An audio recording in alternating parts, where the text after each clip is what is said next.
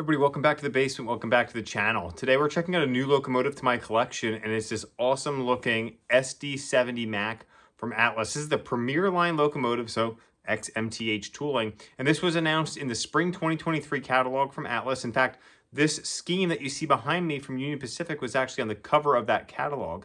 And I was able to pick this up from Train World back in June when I was able to go up there and spend the day up. At Train World, I picked up my 611J that you see peeking out the side here. And then I was also able to pick up this locomotive, and I'm happy to have it in my collection. So let's dive in a little closer. We'll talk about the SD70MAC. We'll talk a little bit about the 1979 locomotive that you see behind me. And of course, we're going to run it around the layout. All right, the SD70MAC is a 6-axle diesel electric locomotive produced by General Motors Electromotive Division, or EMD, from 1993 to 2004. With a brief revival from 05 to 07 for specifically the Alaska Railroad. It was EMD's first mass-produced locomotive with AC traction motors, so that's a little bit of a fun fact, as you know, they were moving away from DC models. Over 1,100 models, or excuse me, units were produced and built for worldwide service. Key operators included the Burlington Northern, later to the BNSF. About 786 units were built for them. Conrail had 15, CSX 220, the Alaska had about 28, and then Ferromex, now part of Kansas City Southern, had a few as well. Most notable, BNSF 9400 was donated to the Illinois Railway Museum in July of 2025. And is the first U.S. production AC traction locomotive. So that's a little bit of a fun fact from the IRM. So this locomotive was powered by the 16710G3 two-stroke V16 diesel locomotive. Early units rated about 4,000 horsepower. Later that was ramped up to about 4,300 horsepower. So some interesting facts and stats there. These had a continuous tractive effort of about 137,000 pounds, and that would be around 9 to 12 miles per hour. So pretty interesting, big V16 engine or motor in these guys, and they were about 74 feet long. Fuel capacity, just under 5,000 gallons. Atlas produced this locomotive in 2023 and through 2024. These were retail for $679.95. And, you know, these are Premier Line locomotives, so they do have Proto-Sound 3 and DCS on board. They overall measurement, they're about 18.5 inches long, and they can operate on 042 curves.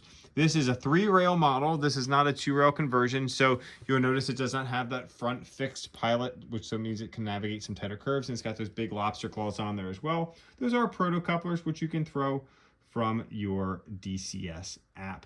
There's going to be your standard details on this locomotive, separately applied details like windshield wipers and some roof detailing, PTC antennas, the horn, the handrails, and things like that. You do have some nice open grating on this model. Along these side vents are see-through, which is always a nice touch that Atlas adds on. And you do have some crew talk features as well, and a fan-driven smoke unit. So this scheme represents all the different resource groups, which are named above there. And the first resource group was established in 1979, which is why that's the number on this locomotive. This is a prototypical locomotive. And one of the reasons that I wanted to grab this is, first of all, the paint scheme just really stands out. It's not just a yellow, black, or orange locomotive. It's something that's a little bit different and pops. And that Atlas also did the Berwick High Cube in the same scheme when those just recently came out. And most recently, with the Trinity hoppers, Metka has done the same scheme in those hoppers, and I'm sure we'll see a tank car at some point in the near future in the same scheme. So we're going to be able to run that together with that Berwick, which is going to look pretty neat. So that is one of the reasons why I wanted to pick up this model and add it to my collection. So again, I was able to snag this from Train World. I'm not really sure exactly when these came in, if it was late 24, early 25. I did see some. I saw one at York from my buddy Landon at Berkshire Station. He had one at York back in the spring. And then obviously when I was at Train World, I saw they had one in stock, and I worked with them to go ahead and make sure that they had this at their Lynbrook store and not over in Brooklyn. And then I was able to run it there, did a little video for them, and then I was able to buy it and add it to my collection. So a great locomotive, happy to have it here. It's definitely one that stands out as part of my fleet. So let's go ahead, we're gonna hook up some of the Berwicks that we have from the most recent release. And we're going to send this guy around the layout. Be sure to stay tuned for viewer mail at the end of this video.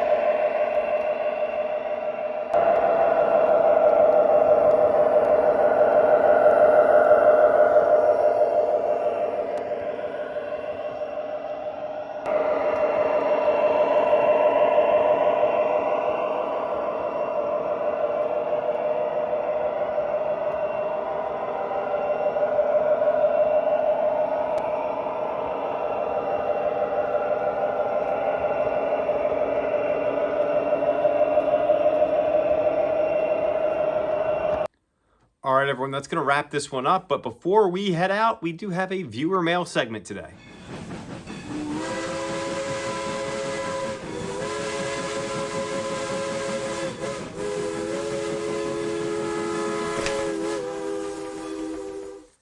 So today's viewer mail segment comes from a viewer named Zach, and Zach messaged me a while ago back at the beginning of May, and he was asking me some questions, and I'll kind of just dive in. He said, I'm just getting back into the hobby, planning on building a new layout in a 10 by 21 foot room. The layout is going to be much bigger, but he was watching some of the videos and heard about some of the steep grades that I have on my layout. In fact, one about 4.5% to get to the upper level. And obviously that's not super prototypical, and some engines will struggle with a higher or steeper grade, and ideally, the lower the grade you have, the better. And so he was kind of asking me about that and how to try to get that grade to be a little bit lower, and if he thinks that 4.5 is going to be too steep. So I kind of reached back out to him and I said, you know, my main incline here is 2.5%, and that's still pretty steep. And so my recommendation to him was, if you can avoid it, just add an upper level without an incline. If you want to move the locomotives back and forth, just pick them up and drop them back down. You're going to save space because you won't have all the linear footage of the incline that's going to take up space on your layout. And honestly, I don't even use my incline all that much other than for storage track. I have a cold train stored on there now because I'm very rarely moving things up and down. If I have something on the upper loop, I'm just going to pick it up and put it up there. If I could go redesign my layout, I would probably take that out. And I mentioned, I believe in my email to him, that visiting my friend Don Kaiser's layout, Don's layout, he doesn't have any inclines. He just moves things back and forth when he wants to move them from one grade, or not even grade, from one level to the next.